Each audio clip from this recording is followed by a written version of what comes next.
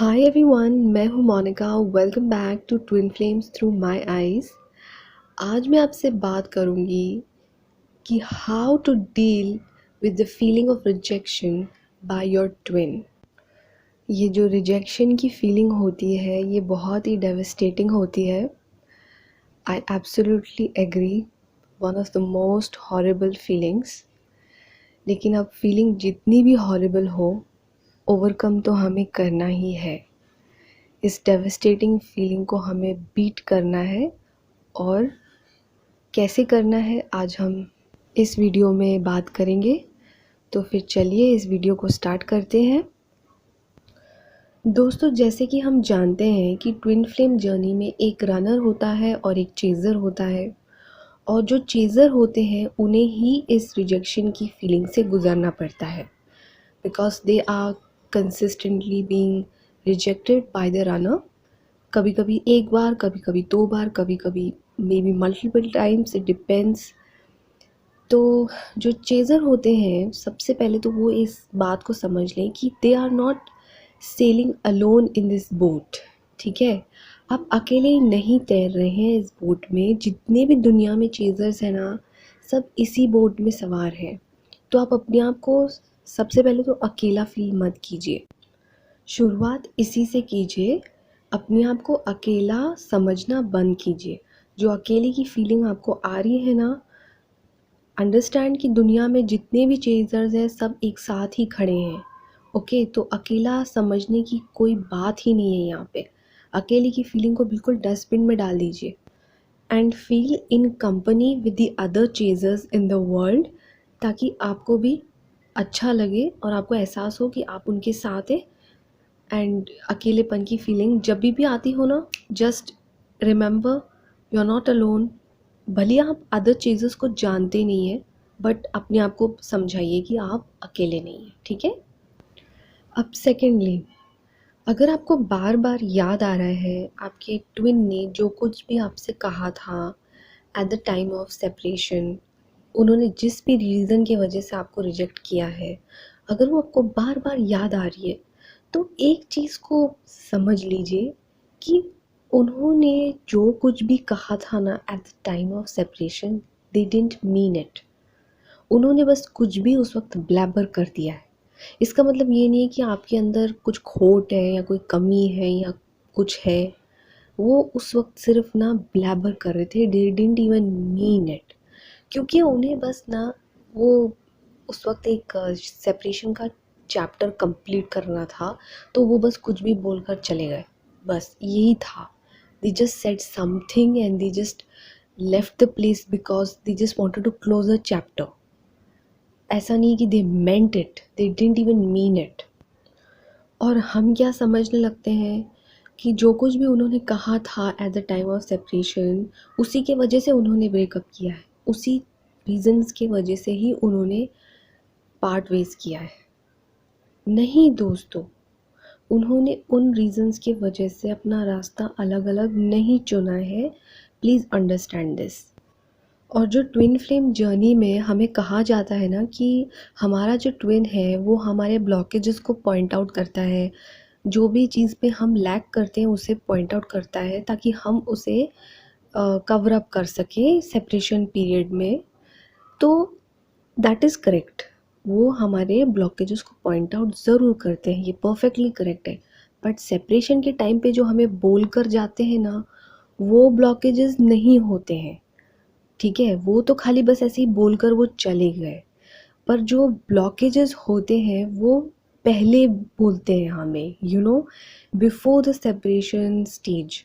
बीच बीच में जब आपका बबल फेज होता है, जब आप उनसे मिलते हैं, और सेपरेशन आने तक से पहले का जो स्टेज होता है, उसमें बीच बीच में अलग अलग इवेंट्स में, सिचुएशन में वो हमें पॉइंट आउट करते हैं कि आपके अंदर ये कमी है, या आपके अंदर ये लैक है, या ये ब्लॉकेजेस है, and you have to level up on this, not whatever they say at the time of separation.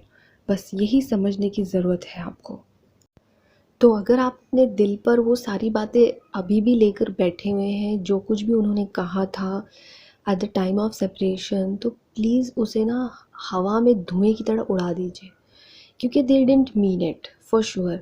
वो जब आपका रीयूनियन भी होगा ना, तो अगर आप उन्हें अगर उस बात का रिमाइंड भी कराएंगे ना कि आपने तो ऐसे बोला था eight the time of separation, तो वो तो उन्हें तो याद भी नहीं रहेगा कि उन्होंने ऐसा कुछ आपसे कहा भी था। दे won't even remember, trust me. तो जस्ट फॉरगेट इट, जो कुछ भी उन्होंने कहा है आपसे eight the time of separation, and concentrate on the points जो उन्होंने पॉइंट आउट किया था सेपरेशन स्टार्ट होने से पहले। अगर उन्होंने आपसे कुछ कहा है कि आप इस चीज़ में कवर अप, इस चीज़ में आप इम्प्रूव कीजिए, तो आप वहाँ इम्प्रूव ज़रूर कीजिए, but not on the other things, ठीक है। और हाँ, one more thing, just improve if you are feeling comfortable in doing it, ठीक है। फोर्सफुली अपने आप को मतलब मन में तो फीलिंग आ रही है कि नहीं मुझे नहीं करने का है, लेकिन ट्विन ने कहा है तो करने का है, नहीं। आपको अगर महसूस हो रहा है कि आपको अगर आप इस चीज़ में इम्प्रूव करोगे तो आप ही के लिए अच्छा है, तो करिए, अदरवाइज डोंट, ओके। क्योंकि आपको हाई वाइब्रेशन में रहना है। अगर आप इम्प्रूव करते करते लो वाइब्रेशन में आ गए बिकॉज आप इंजॉय नहीं कर रहे हैं, तो फिर देयर इज़ नो पॉइंट। तो instead don't even do it, just stay in high vibration, जो भी है हैप्पी रहिए। नहीं करना इम्प्रूव मत कीजिए, पर हैप्पी रहिए, ओके। अब सबसे इम्पॉर्टेंट बात, जब आप अपने ट्विन से मिले थे फॉर द फर्स्ट टाइम, और आप दोनों ने जितना भी टाइम एक दूसरे के साथ स्पेंड किया है, जितना भी टाइम एक दूसरे के साथ स्पेंड किया सेपरेशन स्टार्ट होने से पहले, आप एक सेकंड के लिए सोचिए कि क्या वो टाइम हमेशा वैसा का वैसा ही रहेगा। बच्चे छोटे से बड़े होते हैं ना, अडल्ट होते हैं ना, हम लोग क्लास 1 से क्लास 10 तक भी जाते हैं ना, बढ़ना तो है लाइफ में। तो आप जब अपने ट्विन से मिले हैं तो उसकी भी ग्रोथ होगी। तो ये जो सेपरेशन आता है, ये आप ही के ट्विन फ्लेम के साथ जो आपका रिश्ता है उसकी ग्रोथ के लिए ही आया है। क्योंकि डिवाइन ये चाहता है कि सेपरेशन पीरियड में आप अपने आप को इतना बेहतरीन बना ले कि आप अपने ट्विन के साथ जब मिले और उनके साथ अपनी पूरी ज़िंदगी आगे स्पेंड करें, तो आप पूरी तरह से केपेबल हो, उनके केपेबल हो और वो आपके केपेबल बन जाए। It should be a equal match, और पूरी ज़िंदगी आप उन्हें अच्छे से सर्व कर सके, वो भी आपको सर्व कर सके। तो ये सेपरेशन पीरियड सिर्फ दोनों को सिखाने के लिए होता है बाय द डिवाइन, कि आप ये चीज़ सीखिए और अपने आप को बेहतर बनाइए, दैट्स ऑल। इस सेपरेशन पीरियड को एक अपॉर्चुनिटी की तरह लीजिए।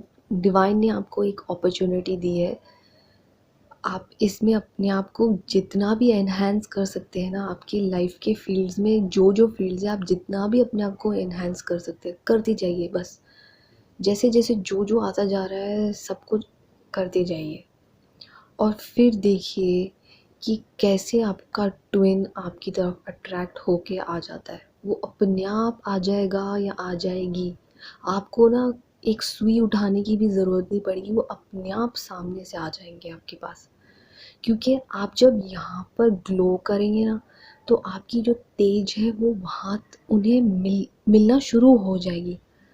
आपको क्या लगता है उन्हें नहीं मिलेगी? उन्हें डेफिनेटली मिलेगी, क्योंकि वो आपके ट्विन है, और फिर वो अपने आप आपके पास आ जाएंगे। So you don't have to worry कि ये सेपरेशन भी क्यों आया है, they rejected me, now what, they rejected you, they won't even remember that, क्योंकि भगवान ने उनके माइंड को फ्रीज कर दिया है, दैट्स इट। डिवाइन उन्हें वहाँ पे आपके लिए प्रिपेयर कर रहा है, और यहाँ पे आपको उनके लिए प्रिपेयर कर रहा है। इट इज़ नॉट लाइक कि लेसन सिर्फ आप ही को मिल रहे हैं, उनको भी वहाँ पे लेसन्स मिल रहे हैं। तो अभी भी अगर आपको वो रिजेक्शन वाली हॉरिबल फीलिंग आ रही है, तो इस चीज़ वीडियो को बार बार सुनी जाइएगा, कीप रिपीटिंग इट। जैसे ही मॉरल डाउन होता है, रिजेक्शन की फीलिंग आती है, चला दीजिए वीडियो, बार बार सुनते रहिए, and come back to the happy zone, okay. High vibration में रहेंगे तो ही ट्विन आएगा, लो वाइब्रेशन में जाने से ट्विन नहीं आएगा। रिजेक्शन फीलिंग जो होती है वो लो वाइब्रेशन की फीलिंग होती है। रिमेंबर, ट्विन चाहिए ना, हाई वाइब्रेशन में रहिए, हैप्पी रहिए। और एक और एडवाइस, कि बीच में आपको टेस्ट आएंगे, आपके कार्मिक से आएंगे, आपके सोलमेट से आएंगे। Don't fall for them. और आपको वो टेस्ट इतना टेम्पटिंग भी लगेगा कि कार्मिक और सोलमेट आपको इतनी अंडरस्टैंडिंग लगेंगे उस वक्त, और आपको लगेगा कि ये तो मुझे ज़्यादा बेहतर समझ सकते हैं। मेरा जो डिवाइन पार्टनर है वो तो मुझे ब्लॉक करके बैठा है या ब्लॉक करके बैठी है, एंड दे हैव रिजेक्टेड मी। मुझे उनसे पॉजिटिव वाइब्स नहीं आती है। कार्मिक ही बेटर है, सोलमेट ही बेटर है, हमारी अंडरस्टैंडिंग कितनी मिलती जुलती है। बहुत टेम्पटिंग लगेगा, but don't fall for it. ठीक है, जहाँ आपने उन्हें रिजेक्ट कर लिया, आप पास हो गए। डिवाइन के टेस्ट में आप पास हो गए। फिर देखना डिवाइन आपका रीयूनियन कैसे कराता है। आपने अपने ब्लॉकेजेस पर काम किया, आप हाई वाइब्रेशन में 24 घंटे रहे, आपको जो टेस्ट आए कार्मिक या सोलमेट से, आपने वो भी पास कर लिया। कैसे नहीं हो आपका रीयूनियन, मुझे बता दीजिए। गारंटी आपका रीयूनियन होगा 100%। ओके, आई होप आपको ये वीडियो अच्छी लगी हो। कुछ मिनटों के लिए ही सही, पर आप हैप्पी की जोन में तो ज़रूर आए हो। I am hoping on that. And फिर चलिए मिलते हैं in my next video with another topic, and I am sure it would be from a question again.